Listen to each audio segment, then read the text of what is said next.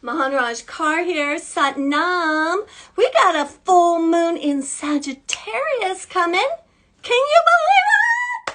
So it is going to come around 9 o'clock tomorrow in the evening. And it is a 13 degrees Sagittarius moon. So it means the sun is at 13 degrees and our beautiful moon is at 13 degrees. So 13 degrees is the Aquarius, actually, a degree. It is the degree of innovation, the belonging degree. So it is, where do I believe? Because Sagittarius is a believer. Hey, I'm a believer. It's about believing where you belong. So then it matters where it is in our charts, right? So believing where you belong. What does that mean? Well, this is what it's like. It can be, I think, a certain way that's really insecure and negative. Do I belong in a mind that thinks that way? Or if it's in your relationship house, do I believe that I should be in this relationship? So for the things that are going right in the section of your life, because like astrology is like this big, beautiful gourmet pie. And this slice of your pie is what's getting God's love. This is a very interesting moon too, because it is sextiling Chiron in Aries and Juno in Aries. And Juno's really special because Jupiter is what rules Sagittarius. It's what brings up our beliefs. It is what heals our mind. It's what connects us up to a higher mind with God. And Juno is known to be Jupiter's wife. So Juno and Chiron's the wounded healer. There's major healing regardless of the house on a specific, very special relationship in your life. And Sagittarius, I love Sagittarius because it is a truth seeker. It tells it like it is, but it's not like Scorpio. Because sometimes Scorpio can get kind of scary. This is different. Sagittarius is going to say it in a fun way. It might even help you, like, you know how sometimes, especially when it sucks, you gotta laugh, like you sort of gotta like take a moment and kind of laugh. Hey, I love you. Thank you for the hearts. Thank you. Oh, Patty, it's you. Thank you so much for being here. Anyway, so it's gonna be a lighter look, but pristine wisdom over healing something big in a relationship to make you believe in it and you better, right? I love this, the way the stars and the cosmos are working with us this year. It's been really heavy, and this is a lighter, funner moon, but it's in the light and fun. It is, and it's a full moon. So sometimes full moons are about clearing the decks. My point is, the way it's going to do it is going to be for those of us who resist change and resist hearing the bad news, and we want to just like avoid. We'll be able to hear what is necessary. And not only that, do something about it. I love you so much. So I'm going to teach an awesome class tomorrow. And the first part, I want to give you something that is no charge. So you can just DM and I'll give you the Zoom. For the first half hour from 9 to 9:30, there is a specific mantra that we use to harness full moons in Kundalini. Did you know that? Well, there is. So we're going to do that together. If you'd like to stay for the class, you can just get a drop in, or if you're already with us, and I'll be on Zoom and I'll be live in the studio. Just so you know, I'm going to be lit up like a freaking Christmas tree because my personal moon is at 13 degrees Sag. So this moon is sitting on my moon. And I know that in the course of a month, when the moon comes by and gives my moon a little, I love you, Marcia, it always brings some kind of wisdom and love. And it's going to bring you that. Hey, Patty, it's going to bring you some love and wisdom too. There are things we can do to work with this. And the best way is to like know where this energy is in your life. DM me if you want a reading. I do 15 minutes and an hour, so you can get whatever you want, and they're on the phone, they're taped and sent to you. Or if you want to figure it out, it's not hard. I love this this website called not that one. Astro.com, ASTRO.com.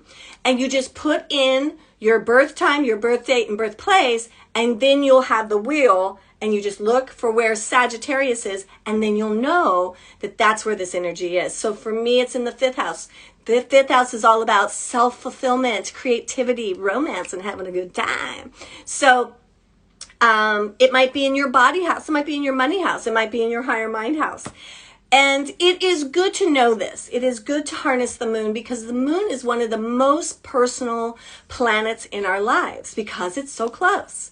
So the ones that really affect us and move around pretty much on a daily basis is the moon, the sun, Mercury, Venus, and Mars. Those ones are like in our neighborhood. They're like our neighbors. We see them all the time. We may want to ignore them here and there, but they're there, and they're there for a reason. This is a truth-seeking moon. This is an empowering full moon. Even if it brings the knowledge, it is time for something to go, you are going to be able to do it with vigor and fire. And you're going to have so much support. The angelic support that's coming in with this full moon is Archangel Ariel. And she's kind of an Aries angel. She loves to help you hit the mark. She's going to be bringing more clarity and protection to you, so that if the truth is harsh, that she will kind of wrap her rings around you and whisper in your ear, hey, stay with it. It's okay. I've got you. This is only happening to make your life better. You know, it is a precarious thing being human, isn't it? That it does, I'm 57 years old, and at this age, it is so apparent to me that it is truly the beauty of the things that I have let go of in my life that have brought me the most power, the most satisfaction, and the most enlightenment. And still I resist letting go. And a lot of that is our makeup. Some people let go too much. Some people hang on. Why would somebody hang on? Well, a lot of times we have a lot of fixed energy in a certain house that makes us feel like, fixed energy can cause insecurity.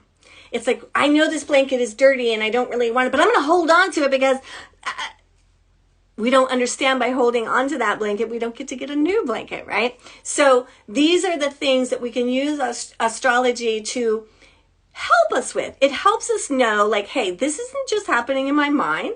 This is a part of my blueprint. And when it comes to our astrology, it is there to transcend. And, one of the things that my guides are telling me is we are in a very interesting time in humanity, in that we seem to be having more than one lifetime in a lifetime. I know for myself, I don't even understand. I remember working at State Fund. I remember sitting in that cubicle. I remember that most of the time it was easy. It was like, that was my jam. This is what I do. But I'm telling you, I don't know who she is. I don't know how I did that. I did it for 25 years. So, there are these things where it's so apparent. Like, I didn't know all of this was here, but as soon as this part of me turned on, there was no looking back. It was just like, so this is happening to a lot of us humans, where this whole new version of us, it's like you're you, but it's like totally different. I don't know how to explain it. Anyway, if that's happening, there is like this adjustment period. And the adjusting, depending on how big the change is, can be anywhere from like 3 months to a year. And sometimes we feel like we're breaking down, we're going crazy. I feel like I went through that last year. I think it started happening around the pandemic. And it was like something to do with having, rather than working with a bunch of other people at the Soul of Yoga, like God just put me in this situation of basically do it your own way. And in that, then all of these different gifts and things started to arise, and I needed to revamp and clean out some of the pain that I've been carrying around. So if you find yourself in that, Kundalini Yoga is so helpful, because I love you, Patty, because it is the yoga of awareness. I feel so bad for people that are going through this, and I think a lot of them think they're having mental breakdowns, but you're not. You're having a mental upgrade, but it's this weird thing where you're not here and you're not where you're going to be. You're here. And you know, the ego does not like this in between time. The ego's not into that at all. So get help. You know, I hope Kundalini Yoga is your jam. At the studio, we do this thing called the Maharaj method. So it's an eclectic group of practices that we have brought together because between Tony and I, with all the trainings in breath work and mantra and different types of yoga, thousands of hours, we kind of have like garnished like the cream of the crop, and we put that together and make those our practices that we share with you. In this last year, when I really went through this upgrade, I really got deeper into the finer, more complicated mantras. I'd never been interested in that before because it's really challenging for me to learn new language. But what I found is these mantras are like surgical knives. They are specific into certain pains in my existence and my students. And so we can use them to specifically heal things.